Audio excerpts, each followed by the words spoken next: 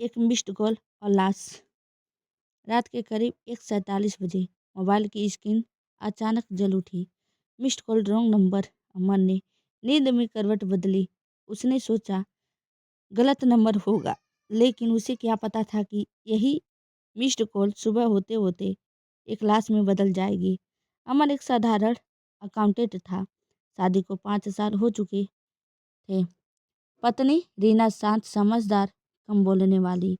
कोई झगड़ा नहीं, कोई शक नहीं, सब कुछ सामान्य, कम से कम दिखने में। रात के 2-3 बजे फिर वही नंबर। इस बार अमन जाग उठा। उसने कॉल बैक किया। Switch off. अमन ने मोबाइल साइड में रख दिया, लेकिन उसके मन में अजीब सी बेचैनी बैठ गई। सुबह 7 बजे अमन की आंखें खुली। रीना बगल में नहीं थी। रसोई देखा, खाना नहीं बना था। बाथरूम का दरवाज़ा बंद। अमन ने आवाज़ लगाई, रीना, कोई आवाज़ नहीं। जब अमन ने बाथरूम का दरवाज़ा खोला तो उसके पैरों तले ज़मीन खिसक गई। रीना ज़मीन पर पड़ी थी, आंखें खुली हुई, शरीर ठंडा। रीना मर चुकी थी। पुलिस आई, फॉरेंसिक टीम भी।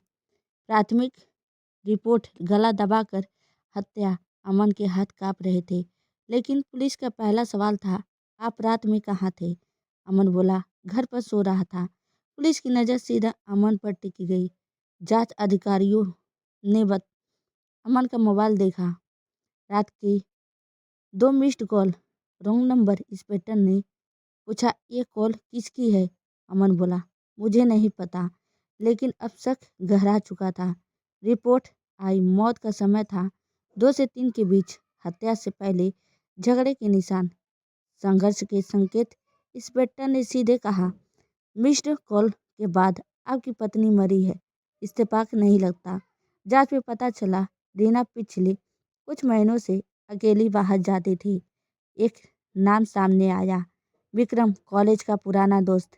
रीना उससे चोरी छुपे बातें करती थी। विक्रम को पकड़ा गया। पूछताछ में उसने कहा, मैंने रीना को कॉल किया था, लेकिन बात नहीं हुई। हम बस दोस्त थे। लेकिन कॉल डिटेल्स रिकॉर्ड कुछ और ही कहानी कह रहे थे। फॉरेंसिक ने बताया, रीना के नाखूनों में एक औरत के बाल मिले। औरत ये सुनते ही पूरी जांच की दिशा बदल गई।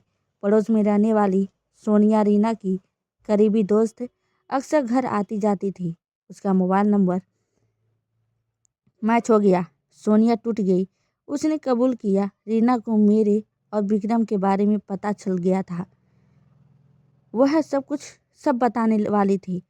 अमन को सबको उस रात सोनिया रीना को समझाने आई थी। बहस हुई, गुस्सा बढ़ा और हाथ से गला दब गया। सोनिया ने भागते समय गलती से अमन की मोबाइल पर मिस्ड कॉल कर दी। वही कॉल पूरी कहानी की चाबी बन गई। अमन निर्दोष साबित हुआ।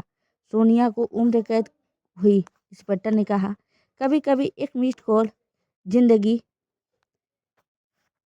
और मौत का फर्क बन जाती है। कहानी का संदेश, हर कॉल बेकार नहीं होती। सच्चाई देर से सही सामने आती जरूर है। रिश्तों में झूठ नहीं होती। सबसे खतरनाक जहर है भरोसा। टूटे तो खून तक बह सकता है,